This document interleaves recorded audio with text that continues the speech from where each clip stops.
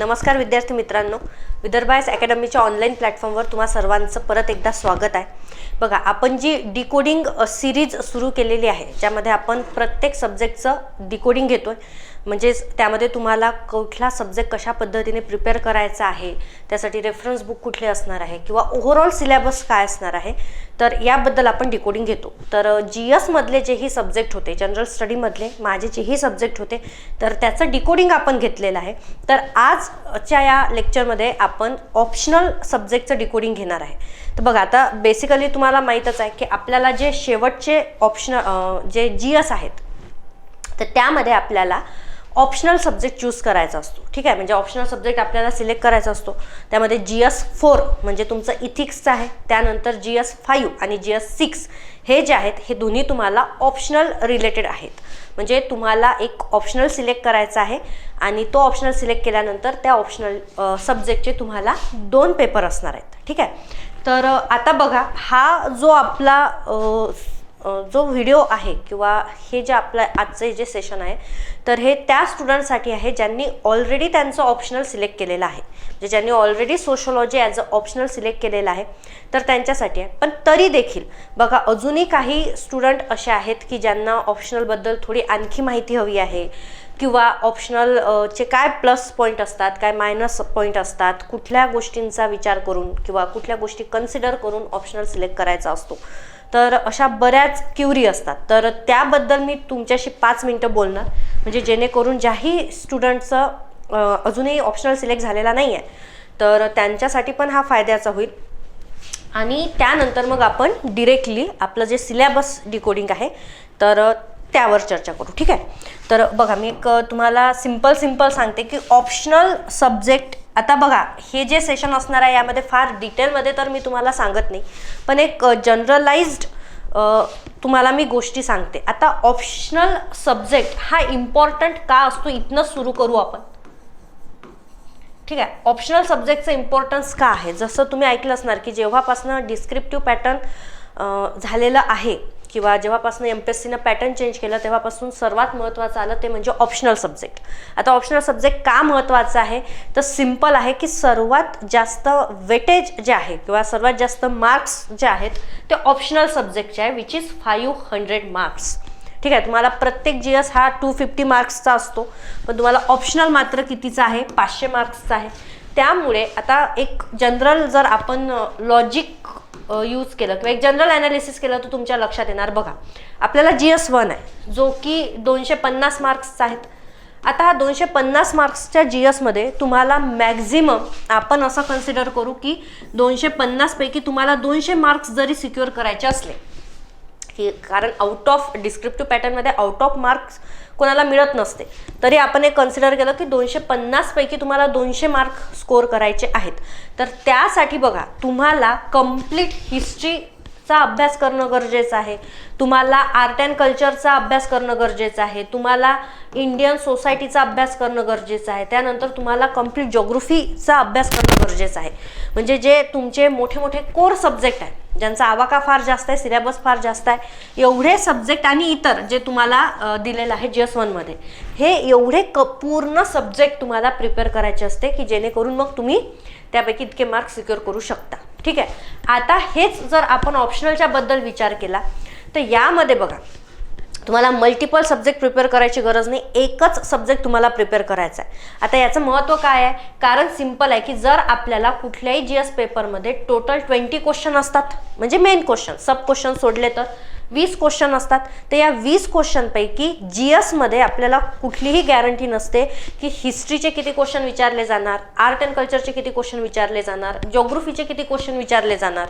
कधी कधी जर तुम्ही UPSCचे पेपर बघितले तर तुम्हाला लक्षात येईल की कधी कधी तर GS मध्ये ज्योग्राफीचा क्वेश्चनच नसतो किंवा कधी हिस्ट्रीचा क्वेश्चनच नसतो. म्हणजे एवढा मोठा सब्जेक्ट आपण प्रिपेअर करतो, पण त्यावर क्वेश्चन येणार की नाही याची गॅरंटी देखील नसते. पण असा केस ऑप्शनलच्या बाबतीत नाही आहे. जेव्हा आपण एक सब्जेक्ट सिलेक्ट करतो तर त्या सब्जेक्टचे आपल्याला 2 पेपर असतात. बघा, पेपर 1 आणि पेपर 2. आता हे दोन्ही पेपर एकाच सब्जेक्टचा आहे म्हणजे काय, तर याचा क्वेश्चन येणार नाही ही तर भीती आपली गेली. त्यामध्ये क्वेश्चन तुमचे येणारच आहे. म्हणजेच काय, तर जर तुम्ही GS आणि ऑप्शनलचं कंपॅरिझन केलं तर ऑप्शनल हा गॅरंटी सब्जेक्ट आहे की जो अभ्यास तुम्ही करतायत, जे तुम्ही वाचतायत, जो सब्जेक्ट तुम्ही प्रिपेअर करतायत त्यावरच क्वेश्चन असणार आहे. आणि क्वेश्चन ही कसे, तर दोन्ही पेपर 1 मध्ये आणि तुम्ही पेपर 2 मध्ये देखील.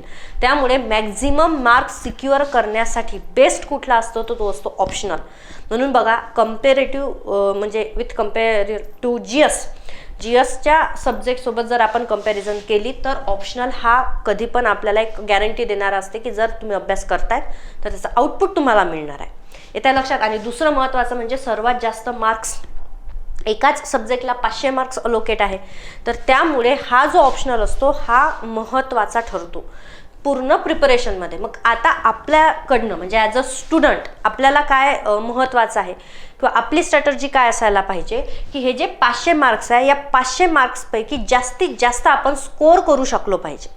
येत्या लक्षात. कारण डिस्क्रिप्टिव्ह पॅटर्न आहे तर आउट ऑफ नाही, पण जी मॅक्झिमम रेंज आहे ती आपल्याला मिळाली पाहिजे की जेणेकरून आपला मेन्सचा जो फायनल स्कोर आहे तो वाढलेला पाहिजे.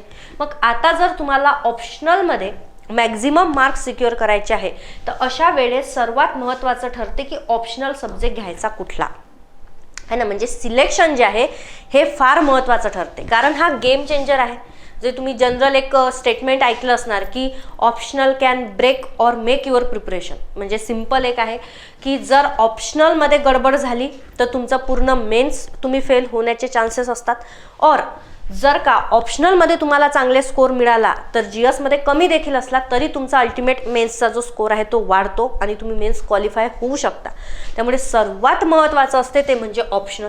मग आता हे अशा ऑप्शनलची सिलेक्शन करत असताना कुठल्या कुठल्या गोष्टी आपण लक्षात घ्यायला पाहिजे हे पण महत्त्वाचं आहे. कारण जनरली आपण जेव्हा सब्जेक्ट सिलेक्ट करतो तर आपल्याला प्रत्येकच सब्जेक्ट हा चांगला वाटत असतो. रॅदर सब्जेक्ट हे चांगलेच असतात. मग आपल्याला सिलेक्ट काय करायचं आहे, आपल्याला तो सब्जेक्ट सिलेक्ट करायचा असतो जो आपल्यासाठी परफेक्ट आहे किंवा जो आपल्याला सोयीचा आहे, ज्याचा अभ्यास आपण इझिली करू शकतो आणि त्यामधून आपण जास्तीत जास्त मार्क्स मिळवू शकतो. असे ऑप्शनल आपल्याला सिलेक्ट करायचे आहे. एक सिंपल. मग आता बघा, मी तुम्हाला एकदम लॉजिकली बोलते. मी बाकी बघा जनरली तुम्ही यूट्यूबवर अनेक व्हिडिओ बघता ऑप्शनलचे, तर त्यामध्ये तुम्हाला ते मुद्दे सांगितलेले असतातच की ज्यामध्ये तुम्हाला इंटरेस्ट आहे किंवा जो सब्जेक्ट तुम्हाला ओळखीचा वाटतोय किंवा ज्या सब्जेक्टमधून तुमचं ग्रॅज्युएशन झालं आहे की असे सब्जेक्ट तुम्ही ॲज अन ऑप्शनल सिलेक्ट करायला हवे.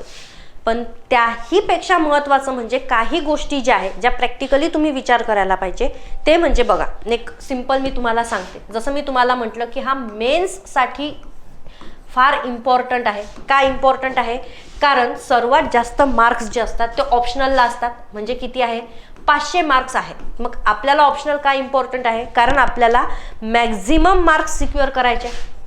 येते का लक्षात. आपण जर एखादा ऑप्शनल सिलेक्ट केला तर त्यामधून आपला स्कोर जो आहे तो मॅक्झिमम आला पाहिजे.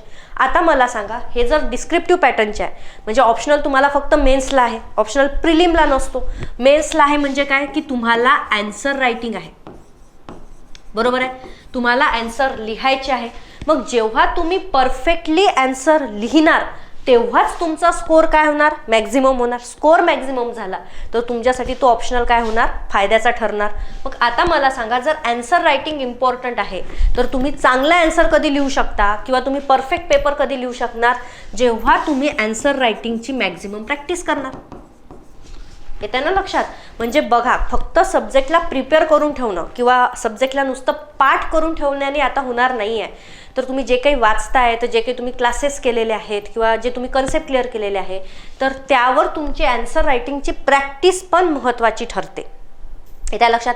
तेव्हा तुम्ही व्यवस्थित तुम्ही लिहिणार. त्यानंतर मग प्रॅक्टिस इम्पॉर्टंट आहे, सोबतच मग तुमचं टाईम मॅनेजमेंट पण इम्पॉर्टंट आहे. आता जे स्टुडंट आन्सर लिहित आहेत त्यांना माहीत असणार की 3 तासामध्ये 20 क्वेश्चन लिहिणं म्हणजे तुम्हाला जवळपास एका क्वेश्चनसाठी 7 मिनिट मिळते. आणि हे खूप ब्रॉडली मी तुम्हाला सांगितलेलं आहे. तर 7 मिनिटामध्ये तुमचं क्वेश्चनही झालं पाहिजे. म्हणजे टाईम आहे, प्रॅक्टिस आहे, टाईम मॅनेजमेंट आहे. तर ह्याही सर्व गोष्टी महत्त्वाच्या आहे. म्हणजेच काय, तर तुम्हाला ऑप्शनल सिलेक्ट करत असताना असा सब्जेक्ट सिलेक्ट करायचा आहे की ज्यामध्ये तुम्हाला आन्सर रायटिंगची जास्तीत जास्त प्रॅक्टिस करता येणार. म्हणजे केवळ तुमचा जो वेळ आहे तो वेळ केवळ ऑप्शनलचे क्लासेस करण्यात, कन्सेप्ट क्लिअर करण्यात किंवा खूप रेफरन्स बुक वाचण्यात, नोट्स काढण्यात, ह्यामध्ये इन्व्हेस्ट करण्यापेक्षा जास्तीत जास्त वेळ तुम्ही कशात इन्व्हेस्ट करायला पाहिजे, आन्सर रायटिंगमध्ये. म्हणजे तुम्हाला प्रॅक्टिस करायलाही वेळ मिळाला पाहिजे. मग आता बघा, जेव्हा आपण एक नॉर्मल इयरमध्ये किंवा आता जर आपण प्रिपेअर करतो तर आपल्याकडे वेळ असतो, कारण आता सध्या आपल्या मागे फार काही टेन्शन नाही आहे किंवा खूप काही असं कमी वेळात जास्तीत जास्त प्रिपेअर करायची घाई नाही आहे आपल्याला, तर तुम्ही इझिली करू शकणार. पण आता मला सांगा, ऑप्शनल आपल्याला कधी असतो? ऑप्शनल असतो आपल्याला मेन्सला. मेन्स म्हणजे काय? तर आता मला सांगा, तुम्ही आधी प्रिलिमचा अभ्यास करणार, बरोबर आहे. मग प्रिलिमचा अभ्यास केल्यानंतर, प्रिलिम क्रॅक झाल्यानंतर तुम्हाला काय असते? मेन्स असते. मग आता प्रिलिम टू मेन्स यामध्ये मॅक्झिमम किती गॅप असते? तर ती असते 90 दिवसांची. म्हणजे मी अप्रॉक्झिमेटली म्हणते, हे मागे पुढे कमी जास्त होऊ शकते, एक अप्रॉक्झिमेट आपण कन्सिडर करू. 3 महिन्यांची गॅप, 2.5-3 महिन्यांची गॅप जनरली असते, म्हणजे 90 दिवसांची. ठीक आहे. आता बघा, या 90 दिवसांमध्ये तुम्हाला काय करायचं आहे? ऑप्शनल प्रिपेअर करायचं आहे. मग आता ऑप्शनल आपण कधी प्रिपेअर केलेला असतो? तर बघा, जर जनरली आपण 12 महिने कॅल्क्युलेशन केलं, 11 आणि 12 म्हणजे 1 वर्ष जर का तुम्ही अभ्यास करतायत, तर त्या 1 वर्षामध्ये आपण काय करत असतो? सुरुवातीचे जे 4 ते 5 महिने आहे, या 5 महिन्यांमध्ये फक्त आपण मेन्सचे सब्जेक्ट जे आहेत ते प्रिपेअर करतो. यामध्ये येते तुमचं ऑप्शनल प्रिपरेशन, बरोबर आहे. आणि त्यानंतर मग तुमचा कशाचा अभ्यास सुरू होऊन जातो? तर त्यानंतर तुमचा प्रिलिम्सचा अभ्यास सुरू होतो. शेवटी मग तुमचं टेस्ट सिरीज असतात आणि लास्ट तुमची प्रिलिम होते. येत्या लक्षात? मग आता मला सांगा, जर तुम्ही प्रिलिम क्रॅक झाले, तर प्रिलिम क्रॅक झाल्यानंतर जो तुम्ही ऑप्शनलचा अभ्यास केलेला आहे त्याला किती गॅप जातोय? तर त्याला जवळपास 4 ते 5 महिन्यांचा गॅप जातो. म्हणजे एकदा तुम्ही ऑप्शनल प्रिपेअर केला आणि तो प्रिपेअर करून ठेवला की त्यानंतर तुम्हाला तो डिरेक्टली 4 ते 5 महिन्यानंतरच काढायचा आहे. मग आता 4 ते 5 महिन्यानंतर जर तुम्ही ऑप्शनल परत काढताय, तर त्यामध्ये गॅप किती आहे? 90च दिवस आहे. आता या 90 दिवसांमध्ये तुम्हाला पूर्ण GS पण करायचे आहे, GS 1, 2, 3, 4, प्लस तुम्हाला वर्षभराचं करंट अफेअरही करायचं आहे, प्लस तुम्हाला आन्सर रायटिंग प्रॅक्टिसही करायची आहे, आणि तुम्हाला मेन्सच्या टेस्ट सिरीजही द्यायचं आहे. एवढं सगळं जर का तुम्हाला करायचं आहे, प्लस त्यामध्ये मराठी इंग्लिशचे जे पेपर असतात ते करायचे आहे, एसे रायटिंग, एसे प्रॅक्टिस तुम्हाला करायची आहे, हे सर्व तुम्हाला 90 डेमध्ये करायचं आहे. मग अशा वेळेस मला सांगा, वेळ कमी आहे की नाही? मग वेळ जर का कमी आहे तर कुठले ऑप्शनल सोयीचे असतात? तर अशा वेळेस सर्वात सोयीचे ऑप्शनल असतात ज्यांचा सिलेबस आहे हा कमी आहे. येत आहे का लक्षात? म्हणजे लेस सिलेबस आहे. आता मला सांगा, जर या केसमध्ये एखादा मोठा सिलेबस असलेला ऑप्शनल जर का आपण घेतला, तर त्या ऑप्शनलची रिव्हिजन करण्यातच आपला वेळ जाणार, कारण आपल्याकडे वेळ कमी आहे. रिव्हिजन करण्यात जर वेळ कमी गेला, तर मग आपण काय करणार? मॅक्झिमम जो आपला वेळ आहे तो आपण टॉपिक रिवाइज करण्यावर देणार. टॉपिक रिवाइज आपण करत गेलो तर आपल्याला आन्सर रायटिंग म्हणजे उत्तर लिहून बघण्यासाठी वेळ कमी मिळणार. उत्तरं आपण जर का लिहून बघितले नाही, म्हणजेच काय? आपण परफेक्ट प्रॅक्टिसच केली नाही. आणि जर का तुम्ही प्रॅक्टिस केली नाही तर तुमची स्पीड बी मेंटेन होणार नाही, तुम्हाला उत्तरही व्यवस्थित जमणार नाही. अल्टिमेटली तुमचा जो स्कोर आहे तो कमी येणार. It's a simple logic. येत आहे का लक्षात? माझं डिस्क्रिप्टिव्ह पॅटर्नसाठीचं माझं एक बिलकुल मत आहे की जर तुम्ही 10 तास अभ्यास करत असणार तर तुम्ही दिवसभर जे वाचताय तर ते वाचल्यानंतर शेवटचे 2 तास तरी तुम्ही आन्सर रायटिंगची प्रॅक्टिस करायला पाहिजे. एक तर आन्सर रायटिंग हे एका दिवसात येणारी गोष्ट नाही आहे, याला प्रॅक्टिस लागते. तुम्ही जेवढी जास्त प्रॅक्टिस करणार तेवढे परफेक्ट तुम्ही आन्सर लिहिणार. पण आन्सर रायटिंग प्रॅक्टिससाठी महत्त्वाचं काय आहे? वेळ. आणि वेळ कधी मिळणार तुम्हाला? जेव्हा तुमचा सिलेबस कमी असणार. सिलेबस कमी असणार, कन्सेप्ट छोटे असणार, टॉपिक कमी असणार, तर तुम्ही पटकन रिवाइज करणार. रिवाइज केल्यानंतर उरलेला जो वेळ आहे त्या वेळेमध्ये मग तुम्ही आन्सर रायटिंग प्रॅक्टिस करणार. तुमची प्रॅक्टिस जर का परफेक्ट झाली तर तुमचा मेन्सचा जो स्कोर आहे तो कसा येणार? जास्त येणार. हे एक सिम्पल लॉजिक असते. म्हणून बघा, जनरली तुम्ही बघितलं असणार की मॅक्झिमम UPSC प्रिपेअर करणारे जे स्टुडंट आहे त्यांचे एक ओव्हरऑल कल असते की ते छोटा सिलेबस असलेले ऑप्शनल सिलेक्ट करतात. पण ते असे का करतात? त्यांचा अभ्यास करायला कंटाळा येतो का त्यांना? असं कुठलंही लॉजिक नाही. एक सिम्पल लॉजिक हे आहे की जेणेकरून जर तुम्ही प्रिलिम क्रॅक केली तर त्यानंतर तुम्हाला ते पटकन रिवाइज करता आलं पाहिजे, तुम्हाला मॅक्झिमम टेस्ट सिरीज देता आला पाहिजे, तुमची आन्सर रायटिंग प्रॅक्टिस जास्त करता आली पाहिजे. हा एक सिम्पल लॉजिक त्यामध्ये असते. मग आता हे जो लेस सिलेबस असलेले ऑप्शनल आहेत त्यापैकी सर्वात महत्त्वाचा ऑप्शनल ठरतो आपला, जो वन ऑफ द म्हणणार मी, तो आहे सोशिओलॉजी. आता बघा, मी जनरली तुम्हाला हे सांगणार नाही की हा सब्जेक्ट कसा चांगला आहे, बाकी सब्जेक्ट कसे वाईट आहे. प्रत्येक सब्जेक्ट हे चांगलेच असतात.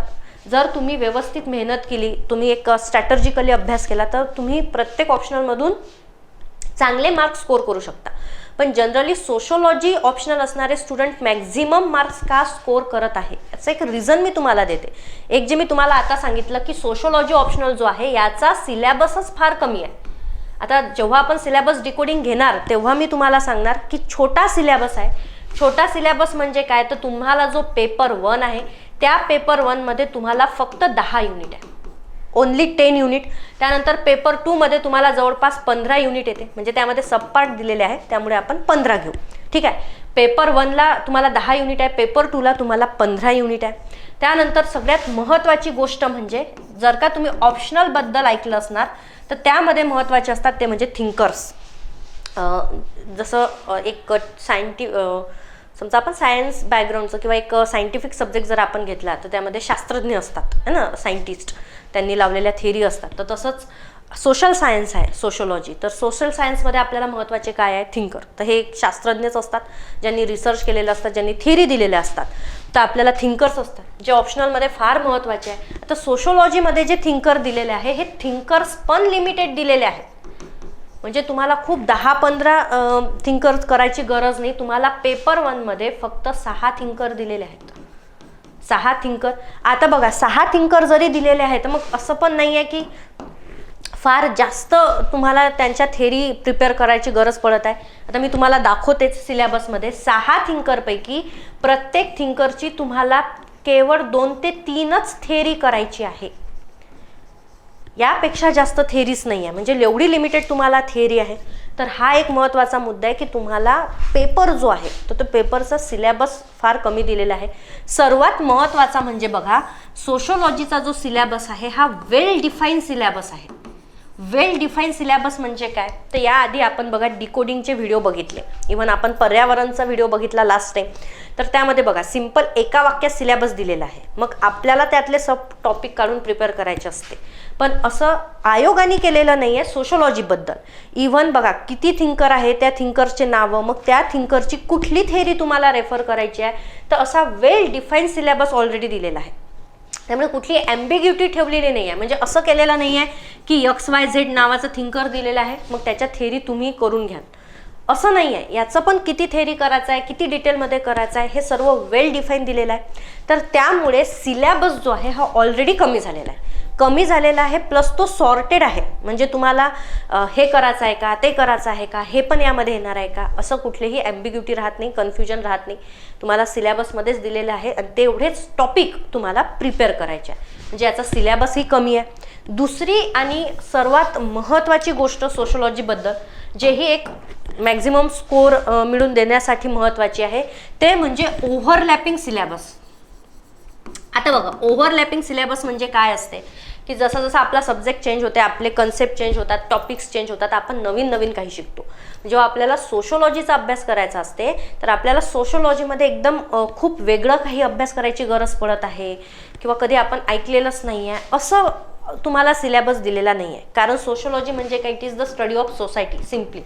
मग सोसायटीचा जर तुम्ही अभ्यास करत आहे तर यामध्ये पॉलिटी येणार, यामध्ये इकॉनॉमी येणार, यामध्ये इन्व्हायरमेंट पर्यावरण येणार, त्यामध्ये हिस्ट्री पण येणारच, येत आहे लक्षात. त्यामध्ये आर्ट अँड कल्चर येणार, त्यामध्ये सर्व इव्हन सायन्स अँड टेक येणार.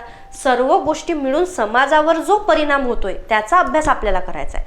तर मग मला सांगा ऑलरेडी ह्या गोष्टी आपण शिकलेलो असतो GS मध्ये, तेच तुम्हाला इथं समाजाच्या कंटेक्स्टमध्ये शिकायचं असते. म्हणजे तुम्ही खूप काही नवीन शिकतायत किंवा एकदम तुम्हाला नव्याने अभ्यास करायची गरज आहे हेही होत नाही. फक्त तुम्हाला काय करायचं आहे, त्याला अप्लाय करायचं आहे. म्हणजेच काय, इथे देखील तुमचा वेळ वाचतो. म्हणजे आता बघा हे मिक्सचर आहे, पूर्ण ओव्हरलॅपिंग आहे असं पण नाही आहे. जसं तुम्ही जेव्हा पेपर 1 बघणार तर पेपर 1 जो आहे हा बऱ्यापैकी नवीन आहे, कारण त्यामध्ये थिंकर आहे, समाजशास्त्राचा उदय आहे. तर हा तुम्हाला पूर्ण नवीन सेगमेंट येतो, नवीन गोष्टी तुम्हाला शिकायच्या असतात. पण काही युनिट जे असे आहेत ते दोन्ही पेपर 1चे आणि पेपर 2चे जे नंतर ओव्हरलॅपिंग सुरू होऊन जाते. म्हणजे आपल्या युनिटचे नावच आहे असे बघा, polity and society, economy and society. म्हणजे आपल्याला अभ्यास याचाच करायचा आहे. म्हणजे ऑलरेडी तुम्ही GS 1 मध्ये जो अभ्यास करतायत तोच अभ्यास तुम्हाला इकडे कामात येणार आहे. त्यामुळे तुम्हाला नव्याने कोणता अभ्यास करण्याची किंवा एक्स्ट्रा वेळ देऊन काहीतरी नवीन प्रिपेअर करायची ही गरज पडत नाही. त्यामुळे इथे काय होते, इथे वेळेची बचत होते. हाही एक मुद्दा आहे. आणि तिसरा जो महत्त्वाचा मुद्दा आहे तो म्हणजे हा सब्जेक्ट जो आहे हा जनरलाइज्ड आहे. आता जनरलाइज सब्जेक्ट म्हणजे काय, किंवा याला मी असं पण म्हणणार की करंट अफेअर ओरिएंटेड सब्जेक्ट जो आहे हा जास्त आहे. म्हणजेच काय, तर आता बघा, जसं मी तुम्हाला म्हटलं की सपोज तुमचा अभ्यास करत असताना एखाद्या युनिटची रिव्हिजन करणं राहिली किंवा तुम्हाला वाचणं नाही झालं, असं काही झालं आणि तुम्ही पेपरला गेले, पण पेपरला अचानक पॉलिटी रिलेटेड क्वेश्चन आला, तर ऑलरेडी तुम्हाला GSचं पॉलिटीचं नॉलेज असते, तर तुम्हाला ते इम्प्लिमेंटच करायचं आहे, तर तुम्ही इझिली तो आन्सर लिहू शकता. म्हणजे परफेक्ट जरी तुम्ही लिहू शकणार नाही, पण ॲटलिस्ट तुम्ही 2-3 मार्क्स सिक्युअर करणार एवढं तरी तुम्ही लिहू शकता. हा एक आहे. त्यानंतर यामध्ये करंट अफेअर चे जे क्वेश्चन असतात ते फार जास्त असतात. म्हणजे ओव्हरऑल सोसायटीमध्ये काय सुरू आहे किंवा कुठला बदल घडून येतोय का, तर हे जनरलाइज्ड क्वेश्चन असतात. तुम्ही जर UPSCचे प्रिव्हियस इयर पेपर बघितले तर तुमच्या लक्षात येणार की सोशोलॉजीमध्ये त्यांनी वर्क फ्रॉम होम कल्चरवर क्वेश्चन विचारलेला आहे की हे समाजासाठी चांगलं आहे की वाईट आहे. त्यानंतर लिव्ह इन रिलेशनशिपवर त्यांनी क्वेश्चन विचारलेला आहे, किंवा हे जे वेस्टर्न कल्चरचा जो प्रभाव सध्या वाढतोय पश्चिमात्यकरणाचा, यावर त्यांनी क्वेश्चन विचारला आहे, किंवा भाषेच्या बेसिसवर क्वेश्चन विचारलेला आहे. तर जे सिंपल सध्या जे सोशल इश्यू चालतात त्यावर प्रश्न, इव्हन बघा आता रिसेंट मागच्या वर्षीच्या पेपरमध्ये त्यांनी क्वेश्चन विचारला आहे की लहान मुलांना सध्या आई वडील काय करतात, आई आणि वडील दोन्हीही सध्या फायनान्शियल वर्क करत असतात, काम करत असतात, रोजगार त्यांचा असतो. मग आता काम करत असताना ते बिझी असतात. मग बिझी असतात म्हणून ते काय करतात, ज्यांच्याकडे लहान मुलं आहेत तर त्यांना सांभाळ करायला कोणी नसते किंवा पॅरेंट्सकडे पालकांकडे वेळ नसतो लहान मुलांना सांभाळायला, तर ते काय करतात, त्यांना खेळण्यासाठी मोबाईल देऊन देतात. म्हणजे अगदी तुम्ही बघा, आता हे तुमच्या घरी पण तुम्ही बघितलं असणार किंवा आजूबाजूला की अनेक लहान मुलं जे असतात छोटे छोटे, त्यांना मोबाईल देतात आणि मग ते यूट्यूबवर कुठलं कार्टून बघत असतात किंवा कुठले व्हिडिओ बघत असतात. तर यावर देखील UPSCमध्ये सोशोलॉजीमध्ये क्वेश्चन विचारलेला आहे की हा जो सध्या रिसेंट ट्रेंड आलेला आहे की आपल्याकडे वेळ नाही तर लहान मुलांना मोबाईल देऊन द्यायचा, तर याचे काही परिणाम होत आहेत का लहान मुलांवर, किंवा हे जे सोशलायझेशन आहे हे करेक्ट आहे का, यावर क्वेश्चन आहे. त्यानंतर ओव्हर पॅरेंटिंग कन्सेप्ट आहे की आई वडील फार जास्त प्रमाणात त्यांच्या मुलांच्या लाईफमध्ये हस्तक्षेप करत आहे का. तर अशा प्रकारचे जनरलाइज्ड क्वेश्चन जे असतात ते तुम्हाला पेपरमध्ये विचारले जातात. म्हणजे इट्स अ कम्प्लीट ब्लेंडिंग की तर तुम्हाला टोटल 20 क्वेश्चन असणार, तर 20 क्वेश्चनपैकी काही स्टॅटिकवर असणार, तर काही असे करंट अफेअरवर जनरलाइज्ड क्वेश्चन असणार. जसं पिझ्झा बर्गरचा जो मधात फास्ट फूडचं जे ट्रेंड आलं होतं तर त्यावर विचारणार.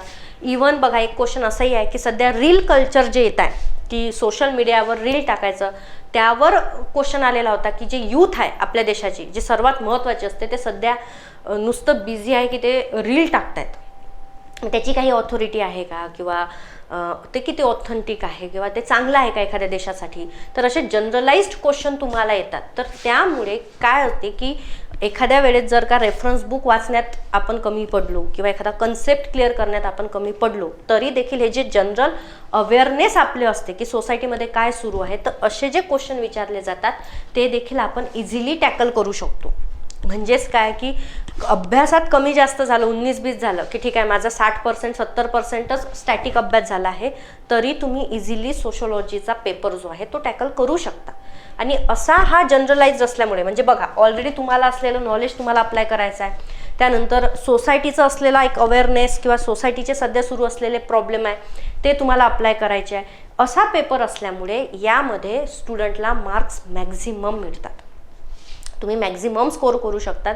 म्हणजे बघा, मी एकदम प्रॅक्टिकली तुम्हाला दाखवलं आहे की कशा पद्धतीने सोशोलॉजीमध्ये स्कोरिंग वाढवू शकते. म्हणजे जनरली आपण ते मुद्दे नाही बोललो की ज्यामध्ये तुम्हाला इंटरेस्ट असणार किंवा जो तुमच्या ओळखीचा आहे. मी तुम्हाला एकदम लॉजिकली सांगितलं की कसा हा वर्क करतो. म्हणून तुम्ही बघा की मॅक्झिमम UPSCचे जे स्टुडंट असतात त्यांचा ऑप्शनल हा सोशोलॉजी आहे, कारण हा कमी अभ्यासात कमी वेळेत तुम्हाला मॅक्झिमम स्कोर करून देतो आणि त्यासाठी मेहनतही तुम्हाला कमी लागते. म्हणजे फार काही मेहनत करण्याचीही गरज नाही. त्यामुळे सध्या सोशोलॉजी हा फार ट्रेंडिंग ऑप्शनल आहे. मॅक्झिमम स्टुडंट तोच घेतात. आता यासाठी वेगळं करंट अफेअरही वाचायची गरज नाही. जे मॅगझिन तुम्ही जनरल GS साठी वाचतायत, तर त्यामध्येच जो सोशल इश्यू नावाचा टॉपिक येतो तोच तुम्हाला करायचा असतो. योजना कुरुक्षेत्र वेगळं वाचायची गरज नाही. त्यानंतर जे एडिटोरियल तुम्ही जनरल GS साठी वाचतायत, तर त्याच एडिटोरियल तुम्हाला ऑप्शनलच्याही क्वेश्चनसाठी कामात येणार आहे. त्यामुळे वेगळं करंट अफेअरही करायची गरज नाही आहे, वेगळा कुठला अभ्यासही करायची तुम्हाला गरज नाही आहे. आणि सध्या तो काही इश्यू राहिलेला नाही आहे की मार्केटमध्ये मटेरियलच नाही आहे किंवा मराठीमध्ये ऑप्शनल आहेच नाही. आता सगळीकडे सर्व गोष्टी अवेलेबल झालेल्या आहेत. तर त्यामुळे तुम्हाला हा ऑप्शनल किंवा आपण हा ऑप्शनल घेतो. ठीक आहे. तर हे एक जनरल इन्फॉर्मेशन होती त्या स्टुडंटसाठी ज्यांना एक थोडंफार ऑप्शनलबद्दल माहिती पाहिजे होती की कशा पद्धतीने हा सिलेक्ट करायचा असतो. ठीक आहे. आता बघा, हे मी तुम्हाला थोडेसे प्लस पॉईंट सांगितले ऑप्शनलचे की काय काय असू शकतात. आता बघा, हा जो आहे हा सिलेबस आहे, जे मी तुम्हाला वारंवार म्हणते की मार्क्स जास्त मिळण्याचं एकच कारण आहे ते म्हणजे याचा सिलेबस. ऑलरेडी छोटा सिलेबस आहे आणि ओव्हरलॅपिंग आहे. तर तुम्हाला पण ओळखायचं आहे की कसं ओव्हरलॅपिंग आहे. तर ज्या स्टुडंटचा ऑलरेडी GSचा अभ्यास झालेला आहे किंवा त्यांना GS माहीत आहे, तर बघा तुम्ही स्वतः चेक करा की जे टॉपिक आपल्याला पॉलिटीमध्ये आहे, हिस्ट्रीमध्ये आहे, तेच टॉपिक परत आपल्याला इकडे करायचे. ठीक आहे. तर हा जो आहे हा पेपर 1 आहे. आता पेपर 1 मध्ये बघा तुम्हाला कुठल्याही ऑप्शनलचे म्हणजे तुम्ही कुठलाही subject as an optional select करा, त्याचे तुम्हाला 2 पेपर येणार, पेपर 1 आणि पेपर 2.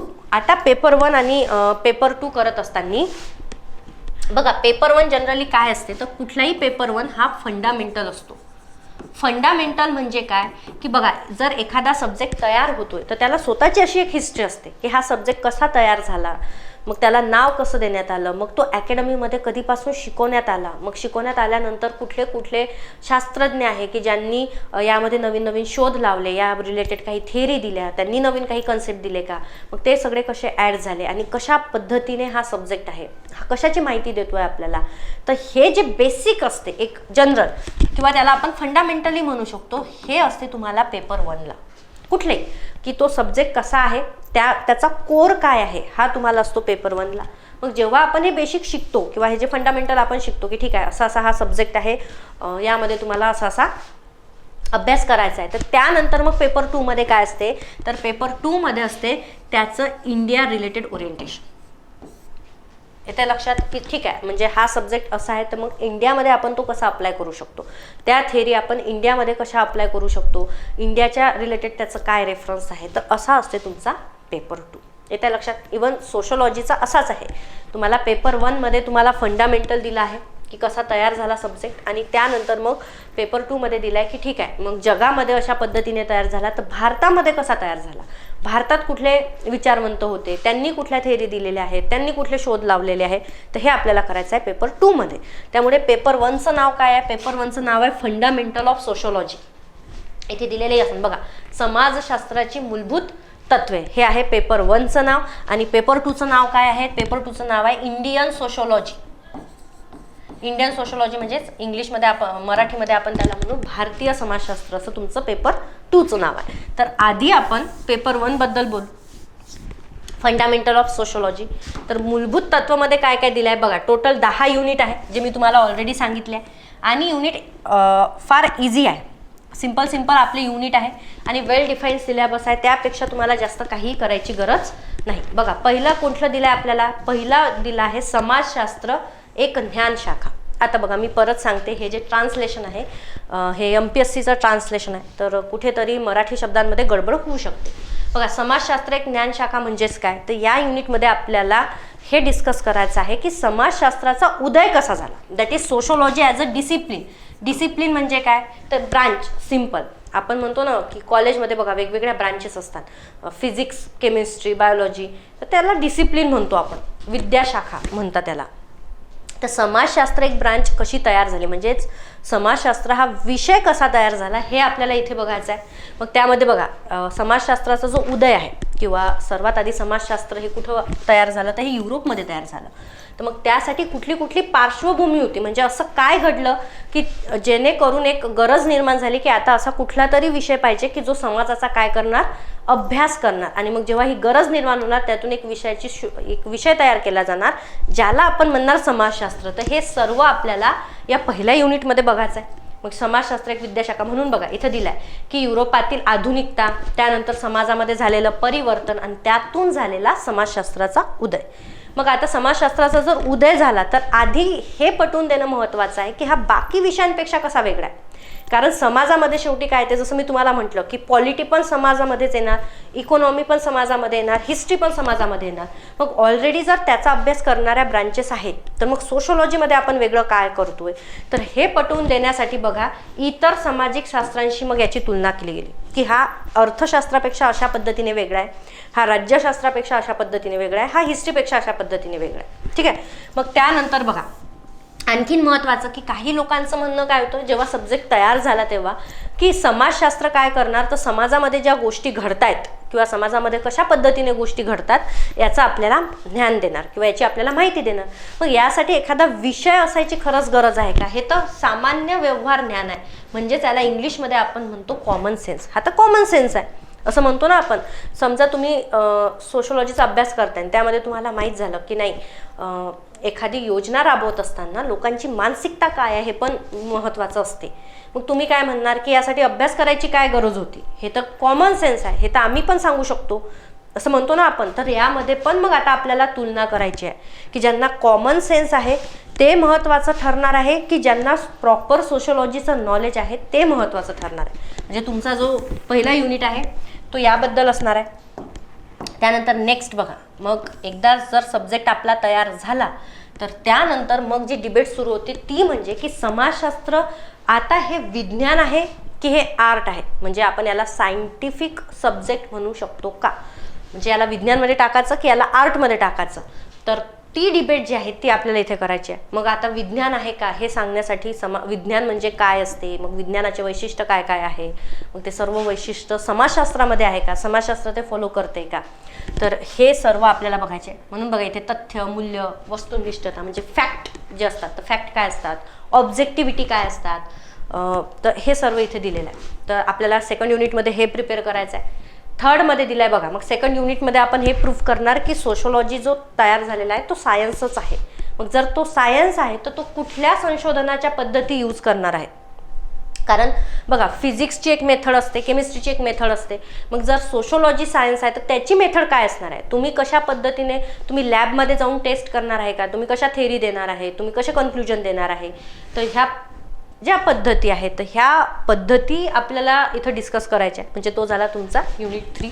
युनिट 3 झाल्यानंतर बघा मग डायरेक्टली सुरू होते जे सर्वात महत्त्वाचं असतं ऑप्शनलच्या दृष्टीने, ते म्हणजे थिंकरचं युनिट, विचारवंतांचं युनिट. आता विचारवंतांमध्ये बघा आपल्याला 6 विचारवंत दिलेले आहेत आणि जसं मी तुम्हाला म्हटलंय की विचारवंतांच्या खूप मोठ्या मोठ्या थेरी नाही आहे, आपल्याला लिमिटेडच थेरी आहे.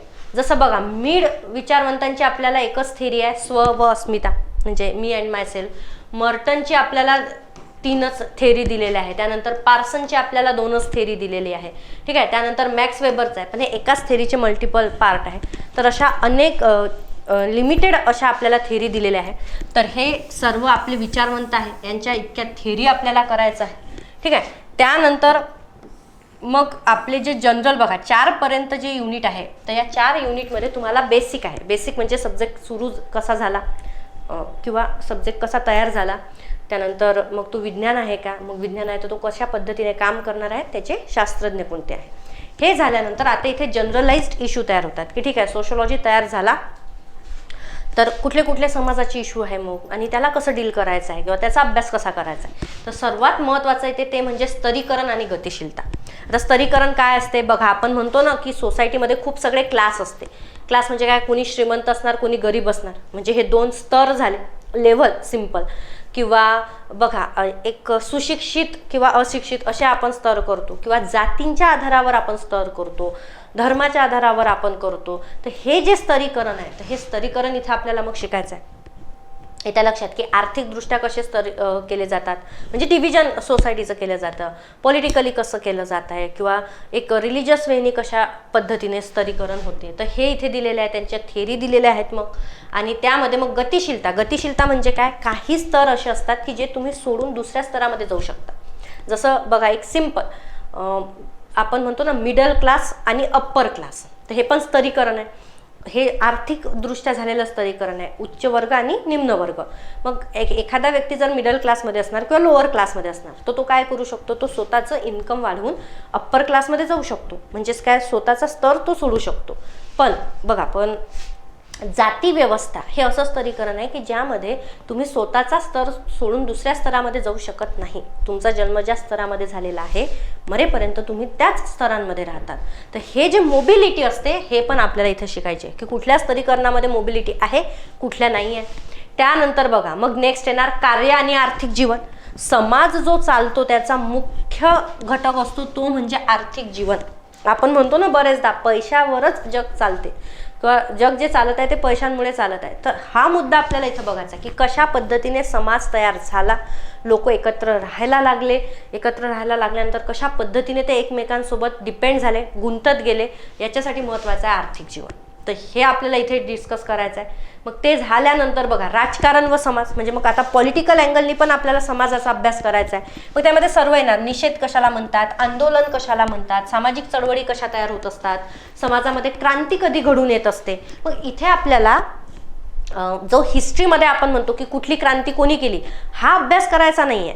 कुठली क्रांती कोणी केली हा आपला मुद्दा नसणार आहे. आपला मुद्दा काय असणार आहे की क्रांती घडवून आणण्याची गरज समाजामध्ये का निर्माण होते, लोकांची तशी मेंटॅलिटी का तयार होते, मग लोकांची मेंटॅलिटी झाल्यानंतर ते क्रांतीच का करतात, झालेली क्रांती किती वेळपर्यंत चालते, त्याचा काय परिणाम होतो, अशा अँगलनी आपल्याला इथे ते प्रिपेअर करायचं आहे. मग आता बघा राजकारण झालं की लगेच मग आपलं सुरू होणार धर्म. आता बघा कुठल्याही समाजासाठी सर्वात महत्त्वाचं असते ते म्हणजे त्या समाजाची संस्कृती, ही ओळख असते समाजाची. आणि समाजाची ओळख संस्कृती असणार तर संस्कृतीचा डायरेक्ट संबंध असतो तो म्हणजे धर्माशी. किंवा आपण दुसरे वेळी म्हणू शकतो की सर्वात महत्त्वाचा समाजासाठी असते तो म्हणजे धर्म. मग आता इथे आपल्याला कुठल्याही पर्टिक्युलर धर्माचा अभ्यास करायचा नाही आहे की हिंदू धर्म कसा आहे किंवा शीख धर्म कसा आहे असं आपल्याला करायचं नाही. आपल्याला काय करायचं आहे ॲज अ एक न्यूट्रल वेने की धर्म ही संकल्पनाच काय आहे, धर्माचं काय रोल आहे समाजामध्ये. धर्म नसताच कुठलाही धर्म नसता तर समाज टिकला नसता का, किंवा मग धर्म आहे म्हणूनच समाज टिकून आहे का, अशा वेळी आपल्याला काय करायचं आहे अभ्यास करायचा आहे. आणि धर्म ही संकल्पना आली कुठनं किंवा लोकांना का, म्हणजे जे सुरुवातीला जो समाज तयार झाला तर त्यांना का कुठली अशी गरज निर्माण झाली की त्यातून धर्म तयार झाले, तर हे आपल्याला बघायचं आहे. त्यानंतर त्याचे विविध प्रकार पण यामध्ये बघायचं आहे. त्यानंतर बघा महत्त्वाचं असते नातेसंबंध. फार इंटरेस्टिंग टॉपिक आहे हा. यामध्ये तुम्हाला कुटुंब काय असते बघा, मी तुम्हाला पॅरेंट्स म्हटलं होतं की पॅरेंट्सवर क्वेश्चन विचारला होता, तर ते ह्या युनिट अंडरच विचारला होता. त्यामध्ये कुटुंब, घरदार, विवाहांचे वेगवेगळे प्रकार, त्यानंतर विवाहांमध्ये आलेले नवीन ट्रेंड, तर हे सर्व आपल्याला इथे करायचं आहे. ठीक आहे. त्यानंतर तुमचा शेवटचा युनिट आहे तो म्हणजे सामाजिक बदल. आता बघा कुठलाही समाज हा स्टॅटिक नसतो. स्टॅटिक म्हणजे काय, समाज हा नेहमी बदलतो, समाजामध्ये बदल होत जातो. जसं आपण म्हणतो ना की एखादा समाज आधी फार कन्झर्वेटिव्ह होता, मग तो मॉडर्न झाला, आता तो वेस्टर्न झालेला आहे. समाजामध्ये परिवर्तन होत राहतात, नवीन नवीन ट्रेंड येत राहतात, तसे लोक बदलतात, लोकांच्या चालीरीती परंपरा हे चेंज होत राहतात, संस्कृती बदलत राहतात.